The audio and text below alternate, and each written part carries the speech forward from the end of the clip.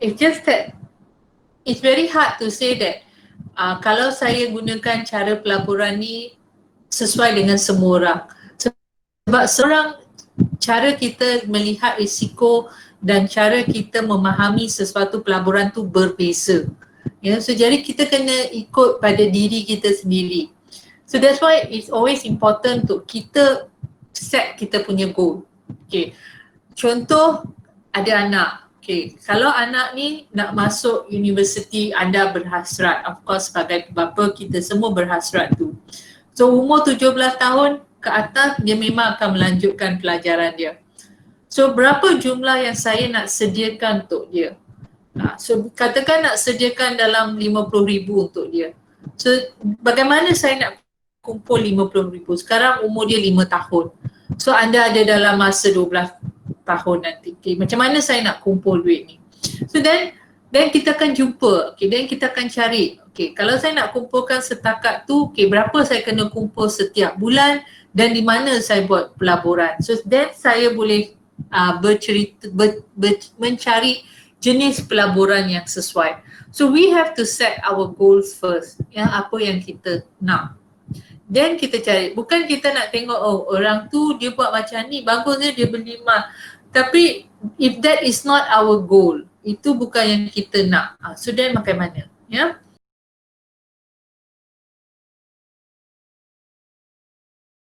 Sebenarnya kalau yang golongan muda ni dia boleh ambil risiko yang tinggi.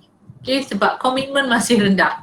So you can go for higher risk pelaburan di mana walaupun of course not talking about scam, talking about real investment, tapi anda boleh pergi untuk yang higher risk investment and make more money, okay, before kita komitmen kita dah naik, before kita dah berusia sikit di mana kita kena kurangkan risiko. Okay, so you actually the right time. Lebih muda anda start, sebenarnya anda boleh ambil yang risiko tinggi. So learn, but first thing is belajar, tolong.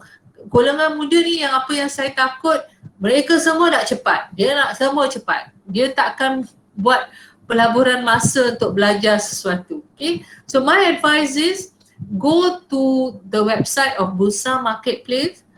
Dia ada online learning portal dia. Dia ada robot, dia bukan robot robot ni bahaya. Dia ada orang kata stimulators account.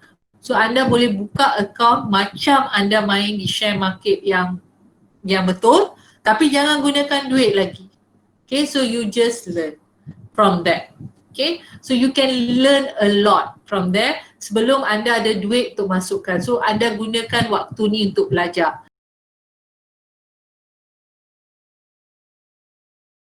Belajar ialah melabur dalam pendidikan kewangan. So sekarang ni Aina tak banyak duit lagi.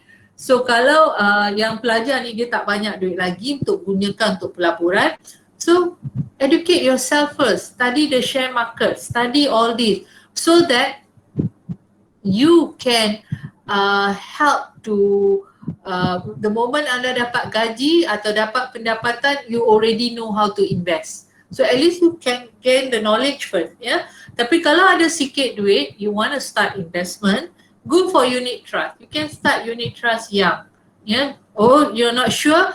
Go for ASB, ASW, and then you can go away straight with that,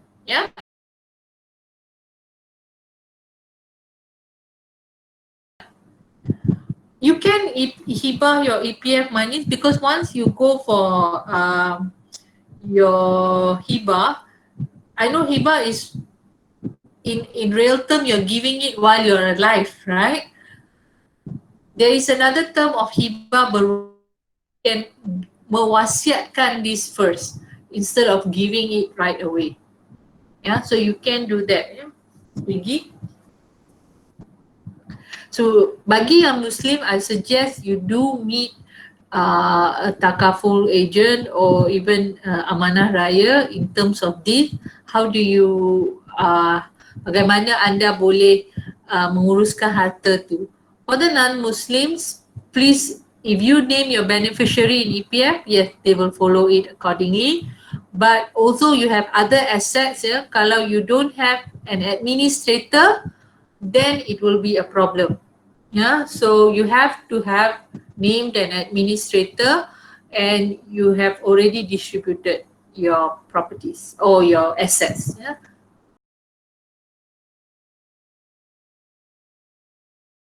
Saya pernah dengar pelaburan, yes. Menggunakan wang KWSP, akaun pertama, kita boleh buat pelaburan di unit trust. It's fine. Cuma pastikan pulangan pelaburan yang kita dapat dalam jangka masa tu adalah lebih tinggi daripada pulangan yang EPF bagi pada kita. Sebab EPF pun satu jenis pelaburan juga. Dia pun tahunan dia ada dividen dia. So itu yang kita akan pastikan. So jangan, yang masalahnya ialah ramai orang, oh saya buat pelaburan, I got unit trust, I got unit trust investment. Tapi bila kita tanya berapa banyak investment yang ada ni, what is your return, saya tak tahu. I don't have a quick answer for that. Yeah, I don't have an answer for that. Maksudnya katakan kalau saya ambil duit EPF saya buat pelaburan, saya tak boleh cakap pelaburan ni pulangan 1%, ada yang sampai 0 point something persen je. Padahal EPF bagi dalam 5-6%. So rugilah saya ambil duit ni, saya kekalkan kat sana. Dan untuk beberapa tahun continuously macam tu. So sangat rugi sebenarnya. So anda boleh buat pelaburan gunakan duit KWSP daripada akaun satu dengan syarikat-syarikat unit trust yang berdaftar dengannya, ya. Tetapi pastikan pulangannya jauh lebih tinggi, ya. In terms of short-term investment, it's still, for me, I want the students to still actually explore and learn, yeah, and also not to jump into fast investments. Yeah. For example, if you want to buy a car, okay, you want to buy a car and you need down payment. Anda perlukan down payment for that car, so you need to save some money for that. Or maybe you want to buy a house. So you're looking at putting aside some funds first, yeah. So there are a lot of ways that kita boleh gunakan, ialah mungkin dengan memasukkan duit in your unit trust. There's some good funds that's making good return, boleh masukkan. Even P2P funding, itu yang saya suruh. I'm seriously encouraging everybody to join the Invest Smart from 23rd to 25th October ni, virtual. Ya, sangat-sangat menggalakkan, because I want you to understand what is P2P funding, what is crowdfunding, and what is cryptocurrencies. Sebab this is the current term of investment, yeah. And because coming from AKPK, I cannot mention products. So I am encouraging you all to go in there and look into this investment that can actually help you all make money in a short term.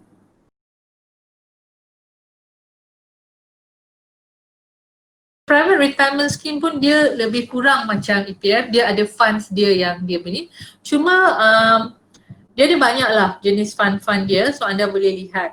Just why I say, dia pun okay. Cuma kita kena pastikan lah pulangan dia is good, is doing well. Anything dia kena bagi pulangan at least lebih daripada 4% lah satu tahun.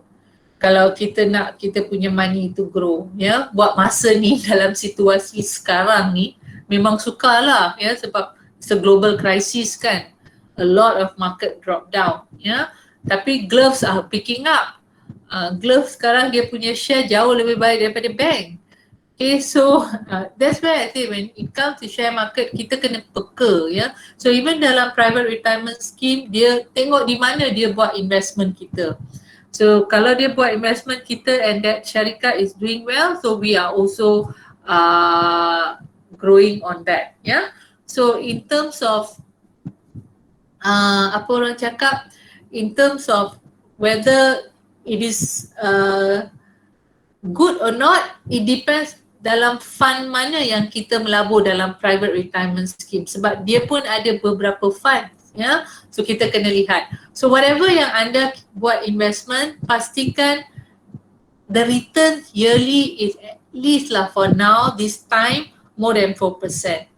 Tapi kalau let's say when times are good, at least masa ekonomi baik dan sebagainya, at least it should be more than 6 to 7%. Barulah kita akan nampak hasil dia di masa depan.